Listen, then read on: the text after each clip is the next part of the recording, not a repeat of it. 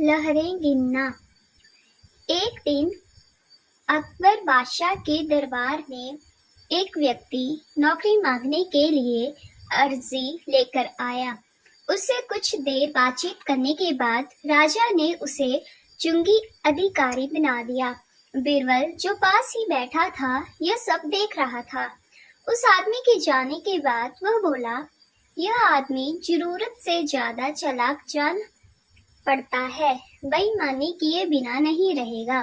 थोड़े ही समय के बाद अकबर बादशाह के पास उस आदमी की शिकायतें आने लगी कि वह प्रजा को काफी परेशान करता है तथा रिश्वत लेता है।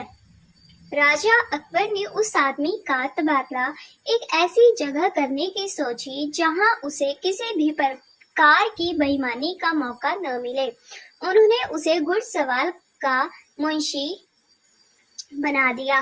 उसका काम था घोड़ों की लीद उठवाना। मुंशी जी ने वहां भी रिश्वत लेना आरंभ कर दिया। मुंशी जी साइंसों से कहने लगे कि तुम घोड़ों को दान कम खिलाते हो, इसलिए मुझे लीद तोलने के लिए भेजा गया है। यदि तुम्हारी लीद तौल में कम बैठी तो अकबर बादशाह से शिकायत कर दूंगा। इस प्रकार मुंशी जी प्रत्येक घोड़े के हिसाब से 1 रुपए लेने लगे। राजा अकबर को जब इस बात का पता चला तो उन्होंने मुंशी जी को यमुना की लहरें गिनने का काम दे दिया। वहां कोई रिश्वत व बेईमानी का मौका ही नहीं था, लेकिन मुंशी जी ने वहां भी अपनी अकल के घोड़े दौड़ा दिए। उन्होंने नावों को रोकना आरंभ कर दिया कि नाव रोको, हम लहरें गिन रहे हैं। अतः नावों को 2-3 दिन रुकना पड़ता था। नाव वाले बेचारे तंग आ गए। उन्होंने मुंशी जी को 10 रुपए देना आरंभ कर दिया। राजा अकबर को जब इस बात का पता लगा तो उन्होंने लिखकर आज्ञा दी, नावों को रोको मत जाने दो।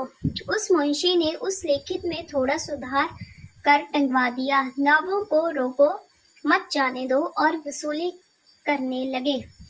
अतः बादशाह को उस मुंशी को सार्वजनिक सेवा से बाहर ही करना पड़ा।